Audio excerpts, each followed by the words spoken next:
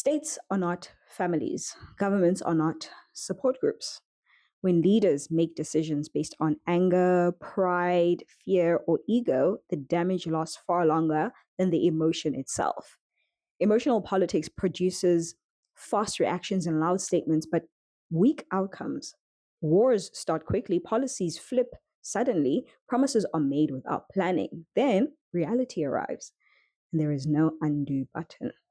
Countries do not get a second chance the way individuals do. If a state miscalculates, people lose jobs, food prices rise, borders become unstable, and lives are disrupted for decades.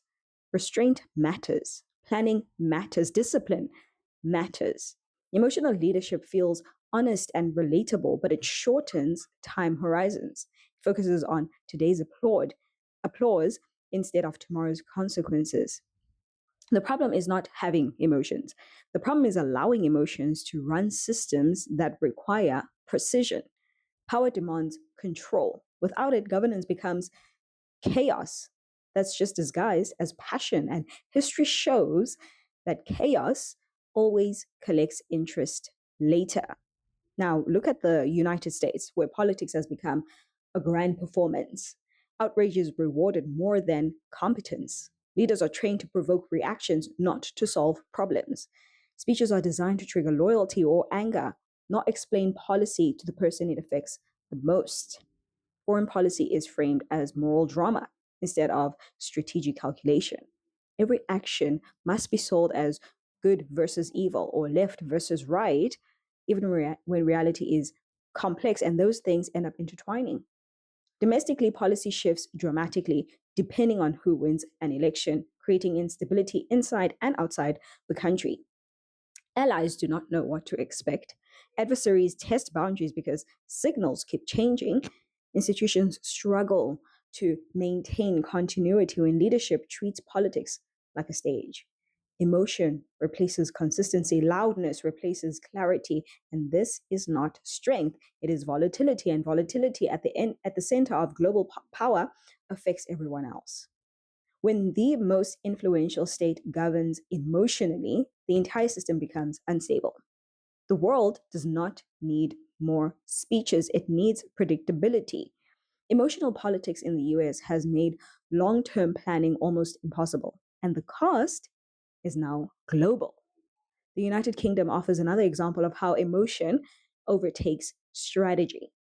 Since Brexit, many major decisions were framed around identity, pride, and feeling heard rather than economic and geopolitical math. Complex trade relationships were reduced to emotional pandering. Long term positioning was replaced with short term reassurance. The result has been fragmentation, declining influence, and internal uncertainty. Businesses hesitate, partners renegotiate cautiously, leadership cycles through rapidly, each trying to manage public emotion instead of building consistent policy. Emotional nationalism feels empowering at first, but it weakens leverage over time. The world does not respond to feelings, it responds to structure. When leadership focuses on calming public anxiety instead of setting clear direction, governance drifts. The UK may still have strong institutions, but even strong systems strain under constant emotional pressure. Strategy requires patience. Emotion demands immediate relief. When relief becomes a goal, direction is lost, and the country slowly trades influence for applause. South Africa shows what happens when emotional validation replaces execution. Political messaging often centers on historical pain and public feeling, while structural reform is delayed or avoided altogether. Leaders speak about justice and empathy, but delivery falls behind. The result is policy paralysis. Infrastructure decays, energy systems fail. Investors hesitate because signals are unclear. Emotion dominates speeches, but planning is missing in action. This creates a dangerous cycle because public frustration grows. Leaders respond with more emotional language, and actual capacity continues to weaken. Over time, trust erodes. Citizens stop believing promises that are made. Institutions lose authority. Emotional politics feels inclusive, but without results, it becomes empty. States survive on delivery, not on sentiment. South Africa does not lack intelligence or resources. It lacks disciplined governance insulated from emotional pressure. Unless leadership prioritizes systems over optics, instability will continue, no matter how strong the messaging sounds. Now, Russia operates very differently. Decisions are not driven by public emotion or moral signaling. They are calculated around interest, leverage, and endurance. This does not make the system ethical or just, but it makes it predictable. The state moves slowly, it plans carefully, and it tolerates criticism if objectives are met. Emotion is treated as a weakness because it exposes intent. Strategic ambiguity is preserved. Negotiating positions are protected. This approach frustrates countries that rely on emotional appeals and public pressure because Russia does not respond to outrage. It responds to leverage. This style of governance prioritizes control over popularity. Strategy driven states tend to survive pressure better than emotion driven ones. They absorb shocks without changing direction. That stability, even when uncomfortable, creates power. Emotional states burn energy quickly. Strategic states conserve it. Burkina Faso represents a different kind of shift. Leadership there has moved toward intent driven governance. Messaging is limited and focused, but the objectives are clear. External pressure is filtered through sovereignty and long term stability concerns, not an emotional reaction. This creates internal focus, and authority consolidates. Signals to allies and rivals becomes consistent. The leadership does not rush to please international opinion because it understands the domestic priorities very well. That discipline stabilizes governance even under pressure. Emotion is not eliminated, but it is controlled. This matters for smaller states facing global power competition. When emotion leads, they are easily manipulated. When intent leads, they retain agency. Burkina Faso's approach shows that discipline is not about size or wealth, it is about mindset. States that govern with clarity protect themselves better than those chasing approval. And in a fractured world, clarity is survival. Of course, we cannot talk about emotional politics without confronting the media environment that feeds it. Modern media systems reward reaction, not reasoning. Anger spreads faster than analysis. Fear holds attention longer than a calm explanation. Platforms measure success in clicks, shares, and outrage cycles. Leaders adapt to this reality very quickly and they learn that careful language gets ignored while emotional statements dominate coverage. Over time, governance bends toward spectacle. Policy becomes secondary to performance. Leaders speak to feelings because feelings travel. Institutions weaken because they move slower than headlines. This creates a feedback loop. Media amplifies emotion, leaders escalate rhetoric, the public becomes conditioned to constant crisis language. Real problem solving, which is slow and technical, is pushed aside. And the danger is structural. Even well intentioned leaders are pulled into emotional behavior to remain visible. When media incentives shape leadership behavior more than institutional norms, states lose depth. Governance becomes reactive.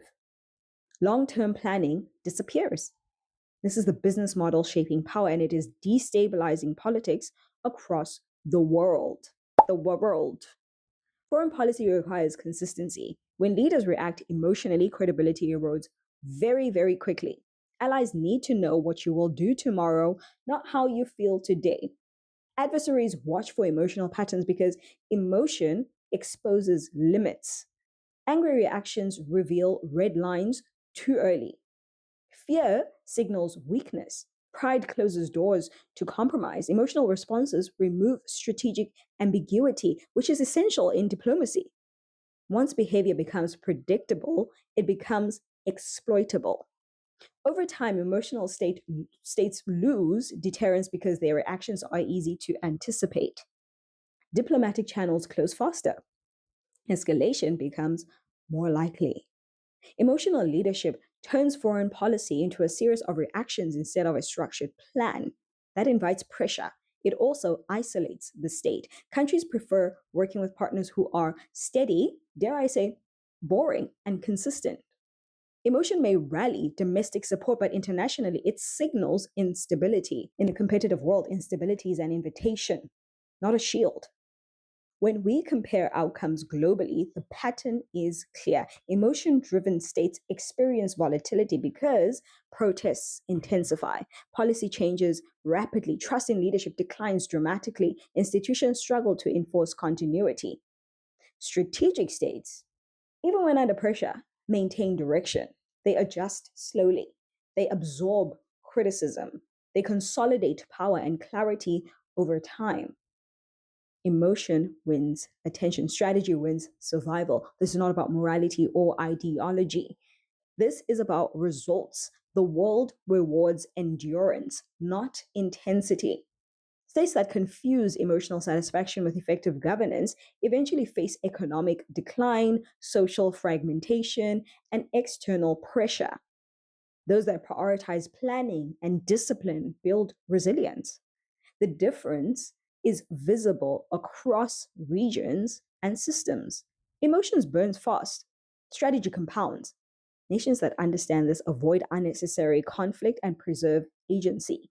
Those that do not pay long term costs that far outweigh short term approval.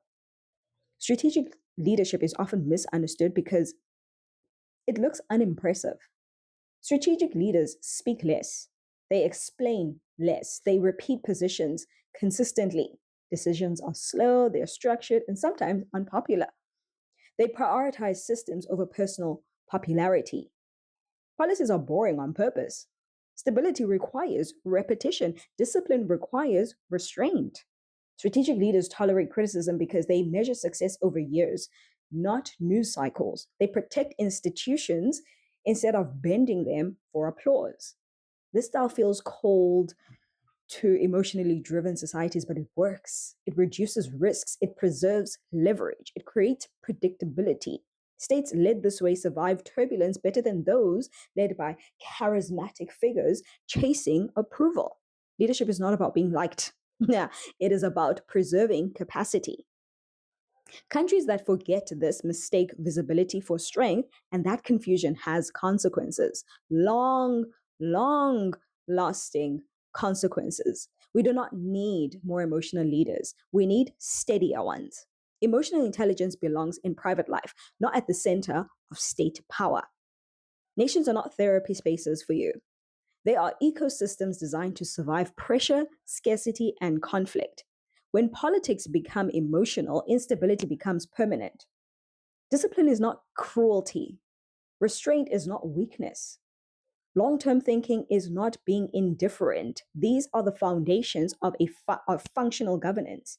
If states continue rewarding emotion over strategy, the global system will grow more volatile, not more humane. Stability does not come from passion, it comes from control. And until politics accepts that reality again, the costs will continue to rise.